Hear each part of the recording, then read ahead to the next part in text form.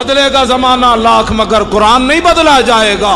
ऐ कौले मोहम्मद कौले खुदा फरमान नहीं बदला जाएगा। डरो खुदा से होश करो, कुछ मकरो रिया से काम न लो। या इस्लाम पे चलना सीखो या इस्लाम का नाम न लो। मेरा नाम साजिद जुमन ढेरवाल, मैं कराची से हूँ, हिंदू बिरादरी से हूँ। और मैं बाबा जी के लिए मैं बताना चाहूँगा 2018 के अंदर बाबा जी ने मुझे जो है कि तहरीक लब्बैक से चुना और मुझे इलेक्शन के लिए खड़ा किया, एमपी के इलेक्शन के लिए। मैं बहुत खुशनसीब आदमी हूँ, बहुत खुशनसीब शख्स हूँ कि मुझे इतना प्यार, इतनी मोहब्बत बाबा जी की तरफ से मिली है। तो मैं वो कभी नहीं भूल सकता। वो दिन 2018 से लेके आज तक मैं तहरीक लब्बैक के लिए वर्क कर रहा हूँ, काम कर रहा हूँ, एक छोटा सा नुमाइंदा होकर एक वर्क कर रहा हूँ।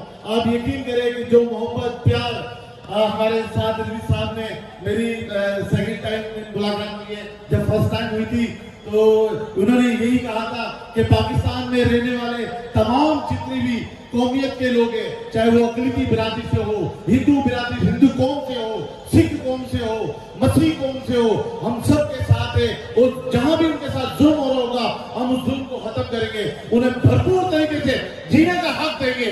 तो यह है तहरीक लब्बैक पाकिस्तान की पहचान। लब्बैक लब्बैक लब्बैक लब्बैक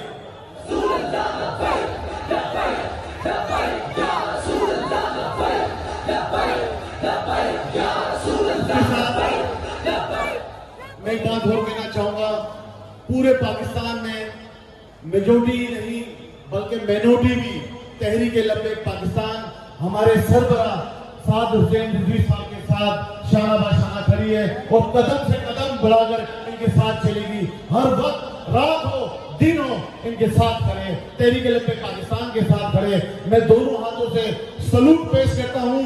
कराची से 22 तारीख से निकली है ये रैली, बचाओ पाकिस्तान, सिर्फ पाकिस्तानी कौम के लिए ये आवाज लगाई है। आज तक पूरे 1947 से लेकर अब तक किसी शख्स ने आवाम के लिए आवाज नहीं लगाई।